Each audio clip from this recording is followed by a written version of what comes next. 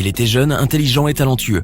Li Wenliang est un ophtalmologue de 34 ans qui avait vécu en parfaite harmonie toute sa vie à Wuhan, dans la province du Hubei, en Chine. Mais à partir de décembre 2019, sa vie va prendre un tournant tragique que personne n'aurait pu prédire auparavant. Aujourd'hui, nous allons tout vous raconter sur Li Wenliang et le destin tragique de ce héros qui a tenté de prévenir et de sauver l'humanité au prix de sa vie. On commence. Tout a commencé en décembre. Li Wenliang ne pensait certainement pas à mal lorsqu'il a diffusé en décembre 2019 un message destiné à ses collègues sur sa messagerie personnelle WeChat. L'ophtalmologue originaire de Wuhan, de 34 ans, tentait de prévenir qu'il avait découvert que 7 personnes provenant du même marché aux poissons de la ville étaient contaminées par une sorte de virus inconnu qui ressemblait beaucoup au SRAS.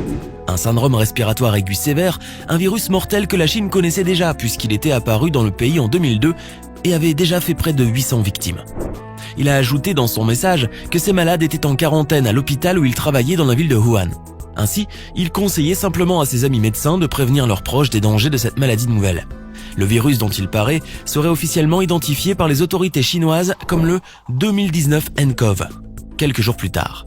De simples mots qui ont eu pourtant l'effet d'une bombe et qui se sont vite transformés en capture d'écran virale. En voyant son message se répandre à une vitesse folle, Li Wenliang a compris que sa vie allait basculer et qu'elle allait certainement être punie pour avoir divulgué une information non officielle. Et pourtant, tout était parti d'une bonne intention. Convoqué pour divulgation d'informations non officielles. Et le docteur avait bien eu raison de se soucier de cela, car c'est exactement ce qui s'est produit. La nuit du 30 au 31 décembre, les autorités de la ville de Wuhan l'arrêtent aux côtés de 7 autres médecins. La police les accuse d'avoir diffusé des rumeurs. Ils leur font subir des entretiens sévères, puis leur font signer une lettre dans laquelle ils sont accusés de diffuser des rumeurs en ligne et de causer de graves perturbations de l'ordre social. La lettre que doit signer Li Wenliang contient aussi « Vous écrivez des commentaires mensongers sur Internet. Serez-vous capable de cesser ces actions illégales ? Nous vous mettons sévèrement en garde. Si vous continuez vos activités illégales, vous allez être poursuivis par la loi. Comprenez-vous ?» Li Wenliang accepte et signe. Avant de les relâcher, ils ordonnent verbalement et sévèrement à Li Wenliang et aux 7 autres médecins de cesser immédiatement de s'exprimer publiquement sur ce qui allait bientôt devenir l'épidémie à échelle mondiale que nous connaissons tous. Une épidémie qui a fait à ce jour au moins 1355 morts et plus de 60 000 personnes contaminées. Mais cela, à l'époque, personne ne s'en doutait et l'ophtalmologiste va alors retourner travailler sans savoir que le pire l'attendait. À son tour contaminé. Le lendemain de leur arrestation, le gouvernement chinois va signaler à l'Organisation mondiale de la santé que plusieurs cas de pneumonie d'allure virale avaient été déclarés dans la ville de Wuhan.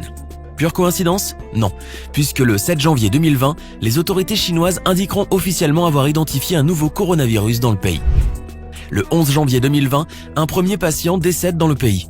2 jours plus tard, la Thaïlande annonce à son tour être touchée par le nouveau coronavirus et d'autres pays voisins suivront ensuite. Ce qui n'était au départ qu'une rumeur se transforme alors en un véritable cauchemar.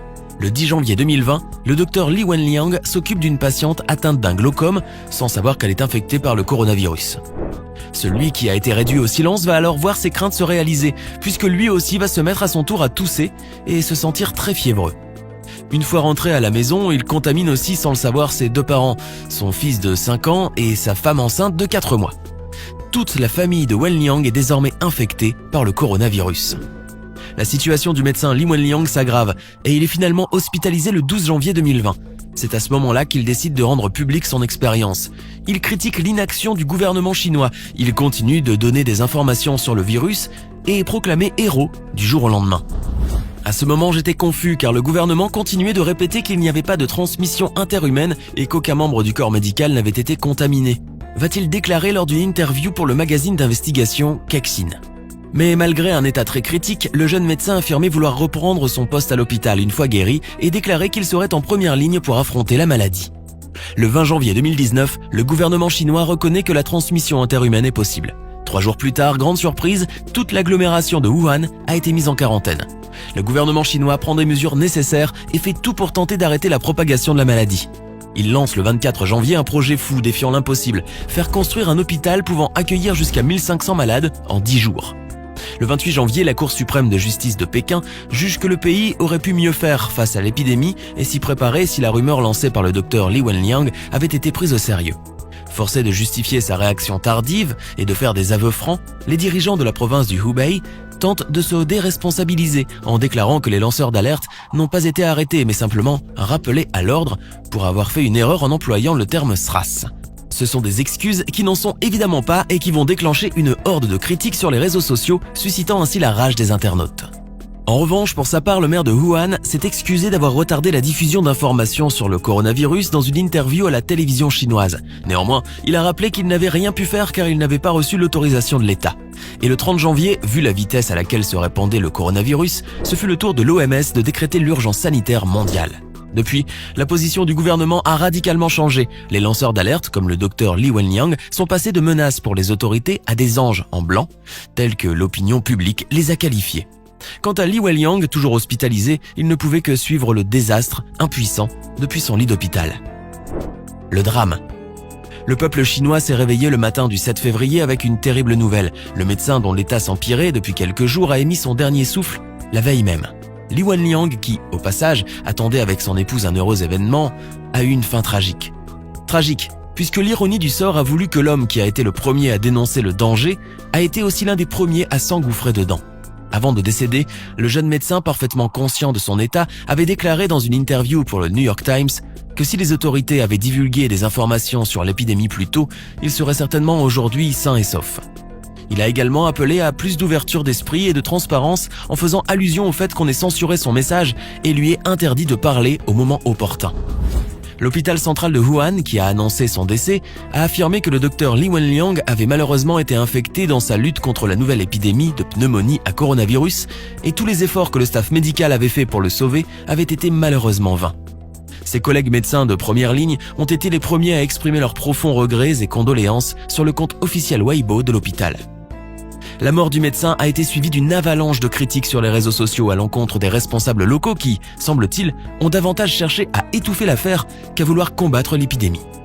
Le vendredi 7 février, contraint de remédier à la situation, le régime chinois a annoncé dans un communiqué l'ouverture d'une enquête sur les circonstances du décès du docteur. En effet, l'organe du Parti communiste chinois, PCC, chargé de lutter contre la corruption, a affirmé qu'une équipe serait envoyée à Wuhan pour faire un état des lieux exhaustif et un rapport sur les circonstances qui entouraient la mort du docteur Li Wenliang et les jours qu'il a passés avant son infection. En guise de réponse, les autorités locales de Wuhan ont envoyé une vidéo montrant la situation chaotique des hôpitaux de la ville. Ceux-ci étaient débordés par l'afflux de malades qui étaient pris en charge par un personnel médical complètement dépassé. Il manquait même d'équipements de protection pour se prémunir du virus. La commission anticorruption du parti a également affirmé que des sanctions allaient être prises à l'encontre des responsables locaux auxquels on a reproché d'avoir voulu faire taire les lanceurs d'alerte, mais il n'est pas certain que cela suffise à calmer la colère de l'opinion publique. Un véritable héros des temps modernes.